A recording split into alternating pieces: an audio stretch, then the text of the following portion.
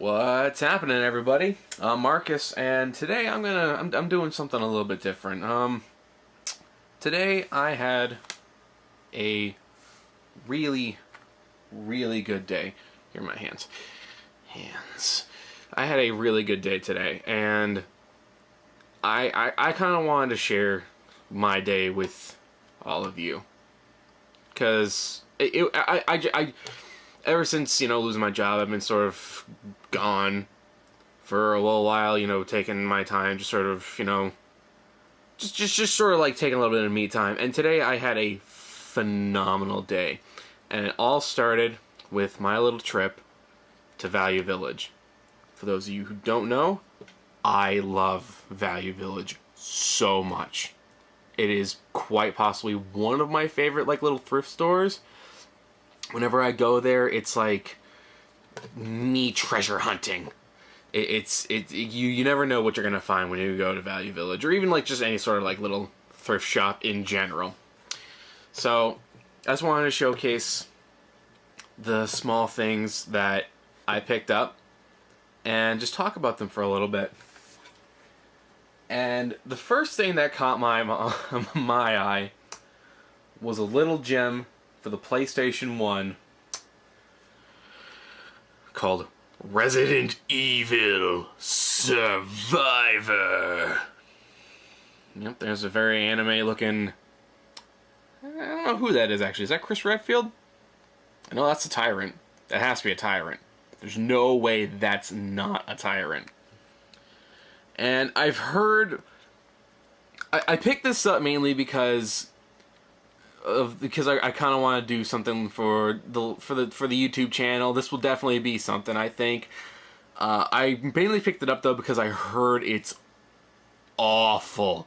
I heard it's a really bad Resident Evil, and I can't imagine why that'd be bad. Even most Resident Evil clones are pretty good.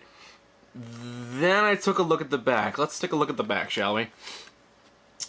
It looks like your pretty standard fare for, not Silent Hill, Resident Evil games.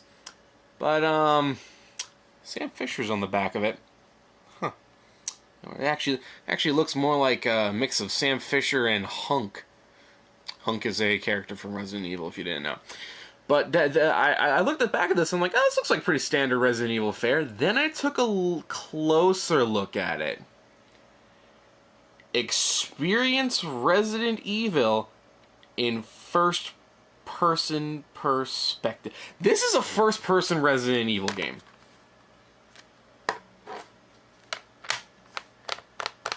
I don't know what to think about that.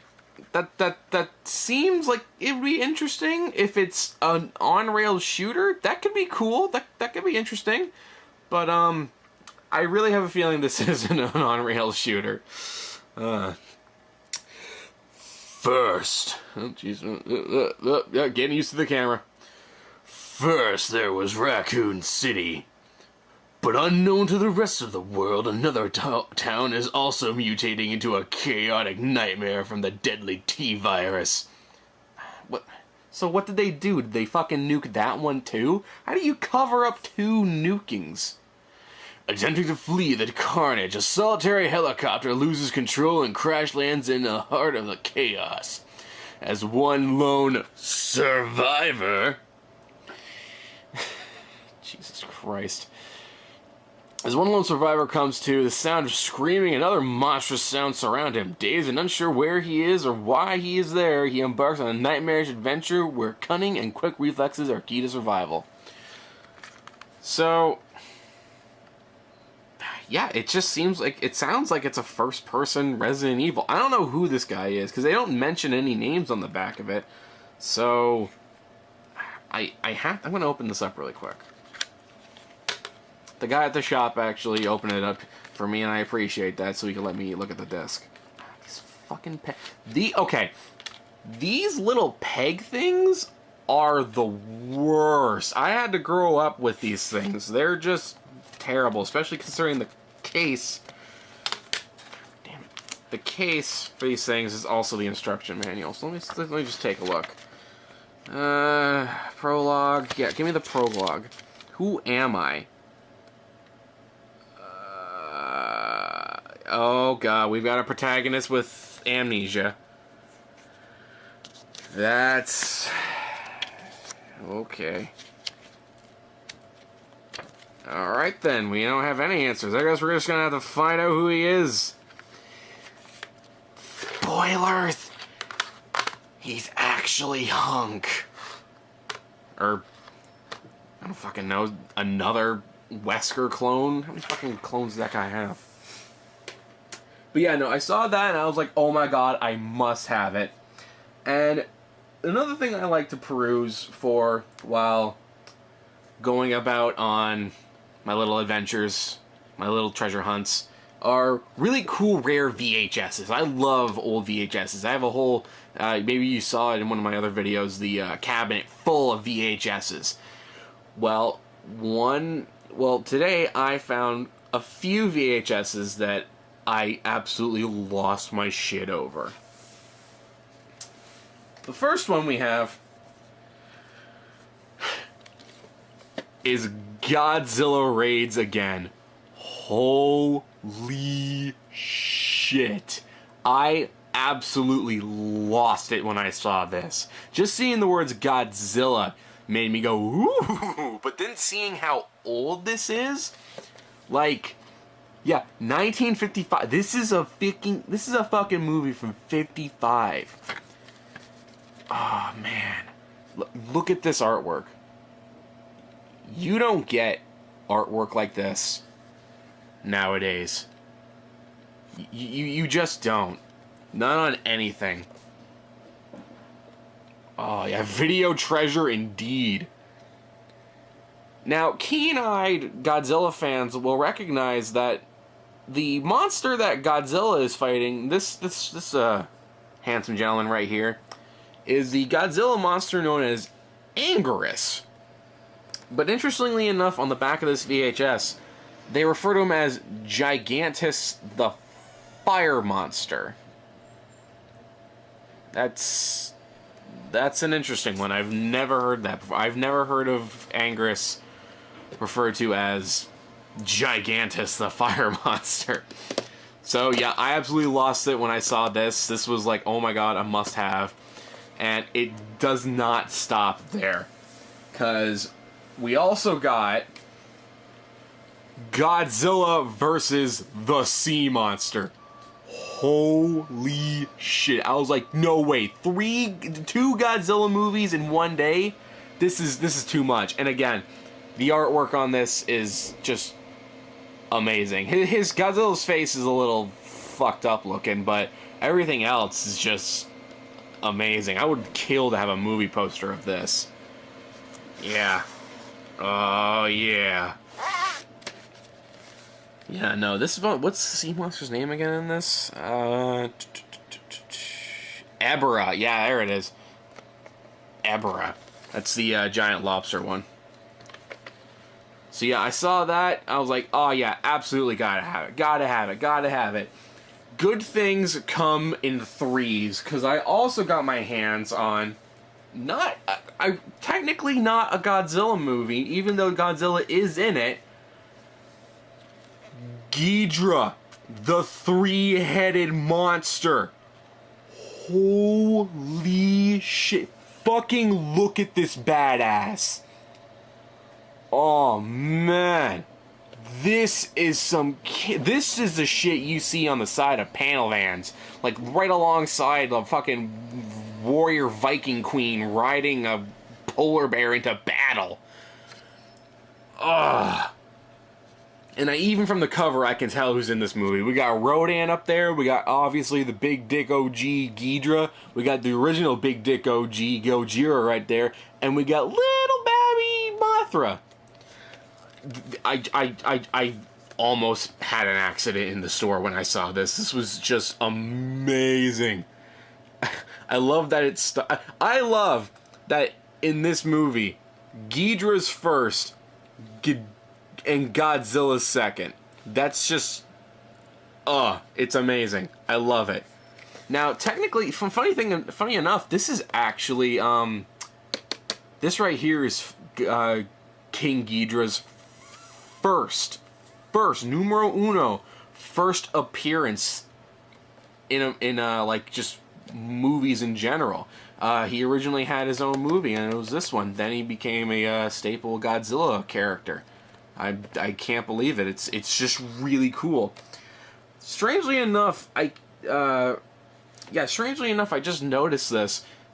These two, the Ghidorah and Godzilla Raids Again, are video treasures, but it doesn't seem that Godzilla vs. the Sea Monster is. Doesn't see any... Oh, no, wait, there it is, video treasure. It was hidden on the back. Yeah. So yeah, I was very happy to have these. Very happy to see these. These will make excellent adds to my collection. Now, this next thing... this next thing is really... It's very personal to me. And not many people have probably heard of this. Or if they have heard of it, they've only heard of the first movie. But I'm a really big Sam Raimi fan. And one of my favorite Sam Raimi movies, is Darkman. I don't know if I have it on my shelf over here.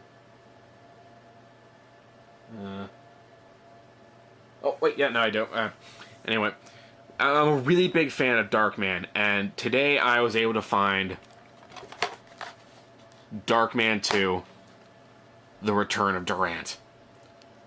Now, while not a great movie by any stretch, this is still a fucking rad movie. This is still a rad movie. If you've never seen the first Darkman, you should definitely watch that. You can definitely see the makings of the guy who would eventually make, Spider-Man. It's a very superhero comic booky movie that stars Liam Neeson as the titular Darkman. Get in there. Get in there. Get in there. Darkman. Yeah, he's a pretty fucked up looking bloke, you can tell by his hands.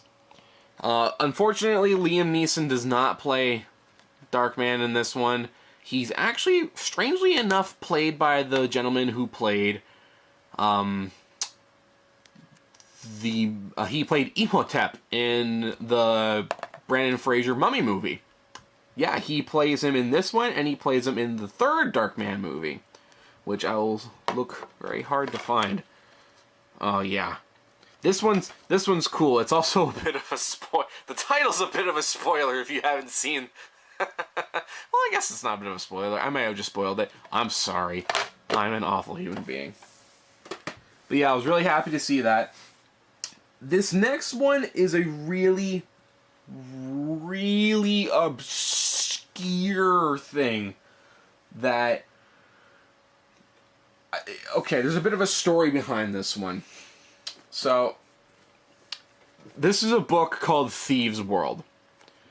Now, I follow a gentleman on Facebook, not Facebook, fuck, on YouTube called The Spoony One, and he's a pretty funny guy. He does some videos here and there. But one of his series that a lot of people really like is a series called Counter Monkey, where he just sort of like shoots the shit and talks about old RPG stories that he's experienced. And one of the games he played was a game based on a series of books about Thieves World. And it's one of his I think it's one of his more popular videos about him playing RPGs and stuff like that. Like, you threw a vial acid on my face! But yeah, no, he just he went on and on about how amazing these book series was, and I'm just standing there looking at the books in Value Village, and I see Thieves World, and I'm like, oh wow, I wonder if that's has anything to do with the Thieves World in Spoonie's video. And so I pick it up and I look really closely at it. I'm like, oh, Thieves World, this looks really cool. Dude's got a pentagram on his face. Just really good, like, just in general, medieval style, like, artwork. And then this is what caught my attention at the top. The book that started it all. The first adventure in Sanctuary. This is the first book in the Thieves World series. This right here is fucking rad. I plan to read the shit out of this. I am so down for it. Because Thieves World sounds really, really fucking cool. It's like... It's very, like... It's kind of like Conan-ish almost, but it's more medieval than that. Like, magic is very, very, like, low-key, despite the fact that this fucker has a goddamn pentagram on his face. But, yeah, no, it's very, like, low-key magic, and just all in general... I like, there's a quote on the back of here, where is it? These are some of the unforgettable players you will meet on a stage where murder, mayhem, and skullduggery, with always a bit of magic, are the order of the day. That's just I eat that kind of shit up. I'm a big, like, Dungeons and Dragons. Shadow Spawn. There's a fucking chapter in this book called Shadow Spawn. Oh, I cannot wait to dig into this. This is going to be so good. This is going to be amazing. And that about wraps it up. I didn't really find anything else too interesting, but that was just my little... That was just a portion of my awesome day I had today, and I just wanted to share it with you guys.